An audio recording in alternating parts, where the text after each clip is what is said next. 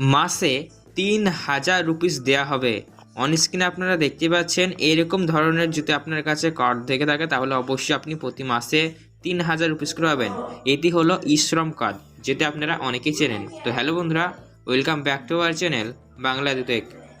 ই-শ্রম card নিয়ে এই মুহূর্তে সবথেকে বড় সুখবর দেওয়া হলো। ই-শ্রম কার্ড জানেন আপনারা অনেকেই চেনেন, এরকম ধরনের দেখতে হয় ই-শ্রম কার্ড। তো ই-শ্রম কার্ডে এবার থেকে আপনাদের প্রতি মাসে দেওয়া হবে ৩,০০০ করে রুপিস। একদম ঠিক শুনছেন, প্রতি মাসে ৩,০০০ করে দেওয়া হবে।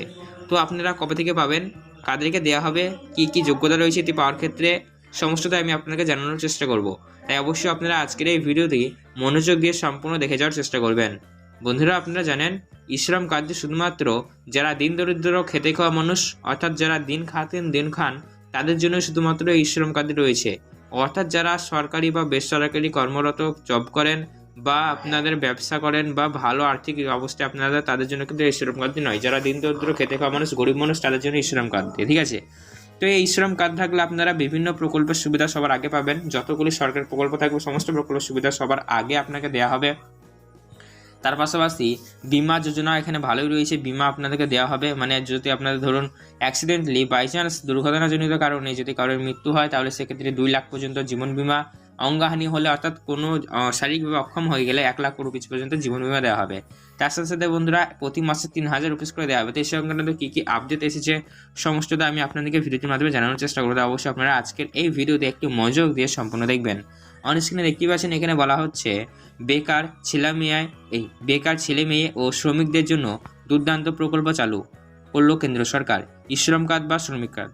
তো এই কার্ড করলে সরকারের তরফ থেকে আপনাদের পেমেন্ট দেওয়া হবে।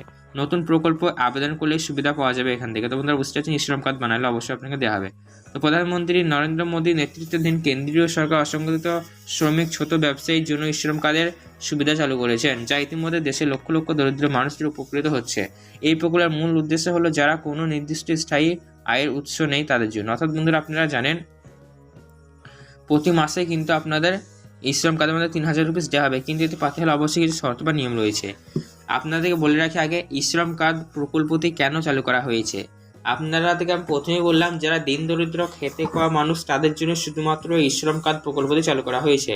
তো এই ই-শ্রম কার্ডের সুবিধা যারা পান তারা কিন্তু অবশ্যই ই-শ্রম কার্ডের সুবিধা যারাই পান তারা কিন্তু অবশ্যই ই-শ্রম কার্ডের প্রকল্পের সুবিধা যারাই পান তারা কিন্তু অবশ্যই ভবিষ্যৎ সুরক্ষা বলতে তাদের কিছুই নেই। অর্থাৎ 60 বছর বয়সের পর বা বৃদ্ধকালে তাদের ভবিষ্যৎ সঞ্চয় পেলে কিছুই নেই। তো ভবিষ্যৎ সুরক্ষার কথা মাথায় রেখেই কিন্তু এই ই-শ্রম কার্ড বা ই-শ্রম প্রকল্পটি চালু করা হয়েছে। আর এই ই-শ্রম কার্ডে আপনারা শুধুমাত্র আপনাদের বয়স যদি 16 বছর হয়ে থাকে, 16 থেকে শুরু করে 60 বা 59 বছর পর্যন্ত আপনারা কিন্তু ই-শ্রম কার্ডের জন্য আবেদন করতে পারবেন। অন স্ক্রিন দেখুন এখানে আরও বলা হয়েছে কি অসংগঠিত শ্রমিক ও ছোট ব্যবসায়ীর জন্য ই-শ্রম কার্ড সুবিধা চালু করেছে, যা ইতিমধ্যে দেশের লক্ষ লক্ষ দরিদ্র মানুষকে উপকৃত করছে। এই প্রকল্পের মূল উদ্দেশ্য হলো যাদের কোনো নির্দিষ্ট বা স্থায়ী আয়ের উৎস নেই তাদের জন্য ভবিষ্যতে আর্থিক নিরাপত্তা প্রদান করা। 16 বছরের বয়স থেকে হলে এই প্রকল্পে আবেদন করা যায়। 60 বছর বয়সের পর প্রতি মাসে 3,000 টাকা করে পেনশন দেওয়া হয়। অর্থাৎ আপনারা বুঝতে পারছেন মূল বক্তব্য হলো 16 থেকে শুরু করে 59 বছর পর্যন্ত আপনারা এই শ্রম কার্ড আবেদন করতে পারছেন।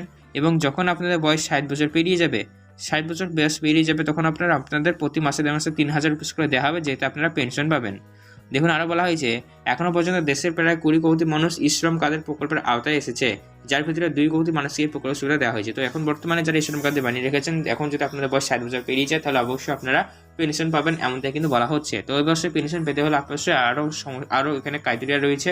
ই-শ্রম কার্ডের মাধ্যমে পেমেন্ট পেতে গেলে অবশ্যই যে সমস্ত বিমা যোজনাগুলি রয়েছে, প্রধানমন্ত্রী অটল পেনশন যোজনা বা এই জাতীয়তে অবশ্যই আপনাদের নাম নথিভুক্ত থাকতে হবে, যদি থাকে তবে আপনারা পাবেন। তো এটা মনে কোনো রকম প্রশ্ন থেকে থাকলে সেক্ষেত্রে অবশ্যই নিচে কমেন্টস করে আপনারা কনভার্সেশন করে জানতে পারেন।